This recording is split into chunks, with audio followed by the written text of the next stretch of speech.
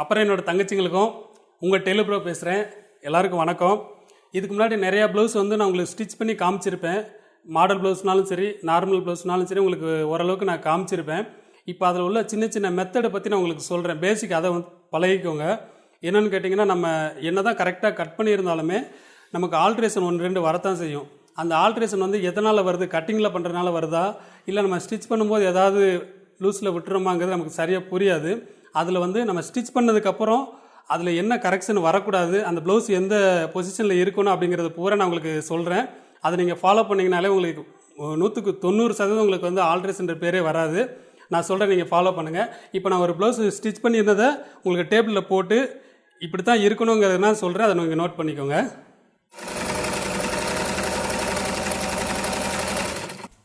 இப்போ உங்களுக்கு normal blouse ஒன்று போட்டிருக்கேன். சிம்பிளான மாடல் ப்ளவுஸ் தான் இது. இப்போ அந்த மாடல் ப்ளவுஸில் வந்து பெரும்பாலும் நீங்கள் வந்து பேக் சைடில் டாட் பிடிக்கிறத அவாய்ட் பண்ணிடுங்க. ஏன்னா டாட் பிடிச்சிங்கன்னா கம்பல்சரி உங்களுக்கு அந்த இடுப்பு நல்லா கிச்சன்னு உட்காரும். ஆனால் சைடில் வந்து அந்த ஒரு மாதிரி ஷேப் தெரியும். அந்த ஷேப் தெரிஞ்சிச்சின்னா பார்க்குறதுக்கு நல்லா இருக்காது. அதனால் நீங்கள் பேக்கில் டாட் பிடிக்கிறத அவாய்ட் பண்ணிடுங்க. இது ஃபஸ்ட்டு. அதாவது சாதாரண ஒரு ஃபுல் வாயில் ஜாக்கெட்டில் மட்டும்தான் நம்ம டாட் பிடிக்கணும். ஏன்னா அது வந்து உட்காராது இடுப்பில். அது மட்டும் நம்ம டாட் பிடிச்சிக்கலாம். மற்றபடி இந்த லைனிங் ப்ளவுஸ்னாலும் சரி, நம்ம என்ன மாடல் போட்டாலும் சரி, அந்த டாட் பிடிக்கிறத அவாய்ட் பண்ணிடுங்க. ரெண்டாவது, ஏன்னா அந்த டாட் பிடிக்காமல் இருந்தோம்னா தான் அந்த உடம்பு ஷேப் வந்து வி ஷேப்பில் காட்டும். அது நீங்கள் இந்த மாதிரி ப்ளவுஸ் நீங்கள் போட்டு பார்த்துட்டு நீங்கள் கண்ணாடியில் பார்த்தீங்கன்னா உங்களுக்கே டிஃப்ரெண்ட் தெரியும். அதே மாதிரி ஃப்ரண்ட்டில் வந்து பேக்கும் ஃப்ரண்ட்டும் நம்ம ஸ்டிச் பண்ணி முடித்ததுக்கு அப்புறமாட்டி இந்த ஷோல்டர் இருக்கு இல்லையா, இந்த ஷோல்டர் ஜாயிண்ட்டு, ரெண்டாவது இந்த ஆம்கோல் ஜாயிண்ட்டு, இடுப்பு ஜாயிண்ட்டு, இந்த கீழே பட்டி, இந்த 4 ஜாயிண்ட்டுமே கரெக்டாக உட்காரணும். இப்படி உட்காந்துச்சுன்னா தான் உங்களுக்கு வந்து உடம்பு ஃபிட்டிங் வந்து தனியாக காட்டும். இது எப்படின்னு கேட்டிங்கன்னா, இது இல்லாமல் சில பேர் வந்து இந்த கிராஸ் இப்படி கீழே இறங்கியிருக்கும், இல்லைன்னா இப்படி மேலே ஏறி இருக்கும். அப்படி இருந்தாலும் அவங்களுக்கு உடம்பு ஃபிட்டாக தான் இருக்கும், டைட்டாக கரெக்டாக தான் இருக்கும். ஆனால் உடம்பு ஷேப் வந்து மாறிடும். இது வந்து இந்த மாதிரி கரெக்டாக நம்ம கொண்டு வந்தோம்னா உடம்போட ஷேப் வந்து நம்ம கண்ட்ரோலுக்கு வந்துடும். அப்போது பார்க்குறதுக்கு நல்லாயிருக்கும். ரெண்டாவது வந்து இந்த ஊக்கு வைக்கிறோம் இல்லையா, அது மெயினாக பார்த்துக்கோங்க. நம்ம மொத்தம் 5 ஊக்கு வைக்கிறோம். அதில் அந்த பட்டி இருக்கு இல்லையா, அந்த பட்டியில் மட்டும் 3 ஊக்கு வைக்கணும். அதாவது பட்டி எவ்வளோ பெருசாக இருந்தாலும் சரி, எவ்வளோ கம்மியாக இருந்தாலும் சரி, அந்த 3 ஊக்கு வந்து அந்த பட்டிக்குள்ளேயே முடிச்சிடணும். மீதி 2 ஊக்கு வந்து மேலே என்ட்ரன்ஸில் ஒன்றே ஒன்று வச்சுட்டு சென்டரில் வந்து நம்ம டாட் பிடிக்கிறோம்ல, அந்த டாட் வந்து கரெக்டாக அந்த டாட்டில் அந்த ஊக்கு வைங்க. அந்த டாட் கீழே பிடிச்சாலும் சரி, மேலே பிடிச்சாலும் சரி, கரெக்டாக அந்த டாட்டில் பிடிங்க. அந்த டாட்டில் ஒரு ஊக்கு வைக்கும்போது உங்களுக்கு கிராஸ் வந்து இழுத்து பிடிக்கும். கிராஸ் வந்து நீங்கள் டாட் கொஞ்சம் முன்ன பின்ன தப்பாக பிடிச்சாலுமே கூட அது உங்களுக்கு வந்து அது ஒரு அட்ஜஸ்ட்மெண்ட் கிடைக்கும். பட்டி வந்து உங்களுக்கு சுருங்காமல் இருக்கும். மெயினாக எல்லாருக்கும் பட்டி சுருண்டுக்கிட்டே இருக்குது சொல்லுவாங்க. சப்போஸ் கொஞ்சம் வெயிட் போட்டு தப்பாக இருக்கிறவங்க வந்து அது அட்ஜஸ்ட்மெண்ட் வரும், கரெக்டாக இருக்கும். பட்டி சுருளாது மெயினாக, இது ஒரு காரணம்.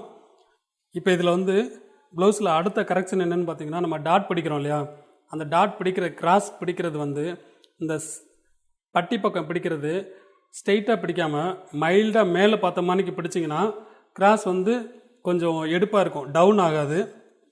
அதே மாதிரி இந்த 2 கிராஸ் ஃபஸ்ட்டு கீழே டவுனில் ஒரு டாட் பிடிக்கிறோம்ல, அதுக்கடுத்து இந்த கிராஸ் பிடிக்கும்போது லைட்டாக மைல்டாக மேலே பார்த்து பிடிக்கணும். பிடிச்சிட்டு இந்த 2 கிராஸும் கனெக்ட் பண்ணி தான் அடுத்த டாட் பிடிக்கணும். நம்ம ஏற்கனவே ஒரு அளவு ப்ளவுஸ் கொடுத்துருந்தாங்கங்கிறதுக்காண்டி அவங்க எங்கே பிடிச்சிருக்காங்களோ அதை கனெக்ட் பண்ணி பிடிக்க வேண்டாம். இந்த 2 டாட் பிடிச்சதை கனெக்ட் பண்ணி பிடிங்க. அதே மாதிரி 3 டாட்டுக்கும் சென்டரில் 1.5 இன்ச்சுக்கு குறையாமல் கேப் இருக்கிற மாதிரி பார்த்துக்கோங்க. இந்த டாட் பிடிக்கிறோம் இல்லையா, அந்த 3 டாட்டுக்கும் 1.5 இன்ச்சு குறையாமல் கேப் விடுங்க. அப்போ தான் வந்து ரொம்ப பாயிண்ட் இல்லாமல் இருக்கும். அதே மாதிரி பட்டி பீஸ், இப்போ அந்த பட்டி பீஸ் வைக்கிறோம் இல்லையா, பட்டியில் பெரும்பாலும் எல்லோரும் இந்த ஷேப் வந்து அப்படியே மேலே கொண்டு போயிடுவாங்க. அந்த மேலே கொண்டு போகாதீங்க. இங்கே ஊக்கு மாட்டுற பக்கம் லைட்டாக மைல்டாக மேலே ஏற்றிக்கோங்க. ஒரு 1/2 இன்ச்சு மேலே ஏற்றினீங்கன்னா அப்படியே போக போக 1/2 இன்ச்சு இங்கிட்டு கீழே இறக்கிக்கோங்க. இது வந்து ஷேப் உங்களுக்கு நல்லா டிஃப்ரெண்ட் நல்லா தெரியும் உங்களுக்கு. அதே மாதிரி 4 டாட் பிடிக்க வேண்டியது கிடையாது. சில பேர் 4 டாட் சைடில் ஒன்று பிடிப்பாங்க. அந்த மாதிரி இல்லை, பிடிக்க வேண்டிய அவசியமே இருக்காது. இந்த கட்டிங்கில் அதுதான் முக்கியமான ஸ்பெஷல், அதை பார்த்துக்கோங்க. இதை பண்ணி பார்த்தீங்கன்னா உங்களுக்கு டிஃப்ரெண்ட் கிராஸ் டிஃப்ரெண்ட் நல்லா தெரியும். அதே மாதிரி இப்போ வந்து நான் ஸ்ட்ரெயிட் கட்டிங் தான் போட்டிருக்கேன். இதில் ஸ்ட்ரெயிட் கட்டிங் தான் போட்டிருக்கேன், ஆனால் கிராஸ் கட்டிங் மாதிரியே இருக்கும். ஏன்னா இந்த கிராஸ் கட்டிங் மாதிரியே இருக்கும். ஷோல்டர் கரெக்டாக உட்காரும், ஷோல்டர் இறங்காது. நல்லா உட்காரும். அது மாதிரி இந்த கழுத்து இறக்கம் வச்சு எவ்வளோக்கெவ்வளோ டவுன் பண்ணி இறக்குறீங்களோ அவ்வளோக்குள்ள அந்த ஹேவ் கரெக்டாக எடுத்திங்கன்னா உங்களுக்கு உடம்பு அசிங்கமாக தெரியாது. சில பேர் நினைப்பாங்க நம்ம கழுத்தை மேலே ஏற்றி வச்சோம்னா உடம்பு மறைவாக இருக்கும் அப்படிங்கிறதுக்காண்டி சொல்லுவாங்க. காரணம் அது கிடையாது.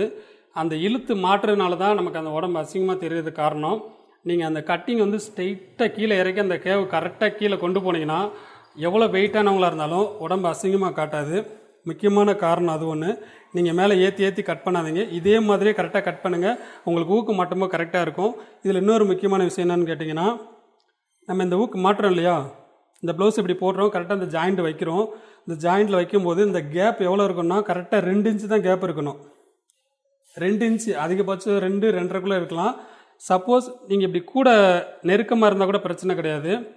அதை தவிர்த்து இதில் கேப் இவ்வளோ வந்துருச்சுன்னா, ஒரு 3 இன்ச்சு 4 இன்ச்சு கேப் இந்த மாதிரி வந்துருச்சுன்னா உங்களுக்கு அவங்க கொக்கி இழுத்து மாட்டும் போது பேக் வந்து ஃப்ரண்ட்டில் வந்துடும்.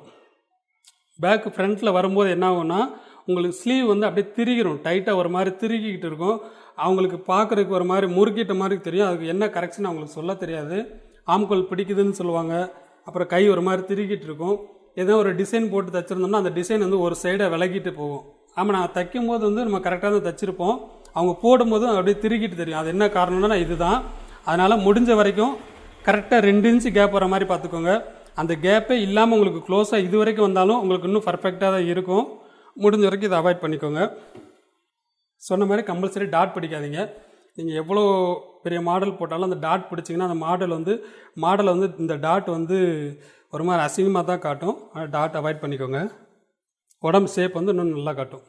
அப்புறம் இதில் இன்னொரு கரெக்ஷன் என்னென்னு கேட்டிங்கன்னா, இதில் நிறைய பேர் கமெண்ட்டில் வேறு கேட்டிருந்தீங்க. அதாவது ஃப்ரண்ட் கட்டிங்கில் எடுத்ததுக்கப்புறமாட்டி ஃப்ரண்ட்டில் குடஞ்சி எடுக்கணுமா வேண்டாமான்னு கேட்டிங்க. ஏன்னா நான் தைச்ச எந்த ப்ளவுஸ்லேயுமே வந்து ஃப்ரண்ட்டில் குடஞ்சி எடுத்துருக்க மாட்டேன். அதுக்கு பதில் ஸ்லீவ்லேயே வந்து கூட ஒரு 4 இன்ச்சு சேர்த்து எடுத்துக்கோங்க. ஏன்னா ஃப்ரண்ட்டில் வந்து நீங்கள் கட் பண்ணி எடுக்கும்போது என்ன ஆகும்னா அந்த ப்ளவுஸ் ஸ்டிச் பண்ணி முடித்து அவங்க போடும்போது அதை அப்படியே இழுத்து காட்டும். இழுக்கும்போது என்ன ஆகும்னா உங்களுக்கு ஷோல்டர் விலகும். அதனால் அதை நீங்கள் ஃப்ரண்ட்டில் மட்டும் கட் பண்ணி எடுக்காதீங்க. ஆனால் ஃப்ரண்ட்டோட அளவு வந்து 2 2.25 இன்ச்சு வச்சுக்கோங்க. அதுதான் எல்லாருக்கும் நார்மல் கரெக்டாக இருக்கும். ரொம்ப வெயிட்டாக இருந்தாங்கன்னா மட்டும் நம்ம ஒரு 2.5 3 இன்ச்சு நெருக்கி வச்சுக்கலாம். அதுதான் ரொம்ப ஜாஸ்தி, அதுக்கு மேலே தேவையில்லை. முடிஞ்ச வரைக்கும் ஃப்ரண்ட்டில் வந்து இந்த குடஞ்சி எடுக்கிறத அவாய்ட் பண்ணிக்கோங்க. நம்ம பேக்கில் எடுக்கிறதோடு சரி, ஃப்ரண்ட்டில் வந்து அந்த ஸ்லீவில் எடுத்தாலே போதும். மற்றபடி இந்த பேக்கும் ஃப்ரண்ட்டும் வந்து ஒரே ஈவனாக வச்சுக்கோங்க. இந்த இருக்கு இல்லையா, அந்த ஃப்ரண்ட்டும் பேக்கும் கரெக்டாக அந்த ஷோல்டர் கரெக்டாக இருக்கிற மாதிரி வச்சிங்கன்னா உங்களுக்கு ஷோல்டர் கரெக்டாக உட்காரும். அதே மாதிரி ஷோல்டர் இறங்காமல் இருக்கும். ட்ரை பண்ணி பாருங்கள். பிடிச்சிருந்தா இந்த வீடியோ லைக் பண்ணுங்கள். பாய்.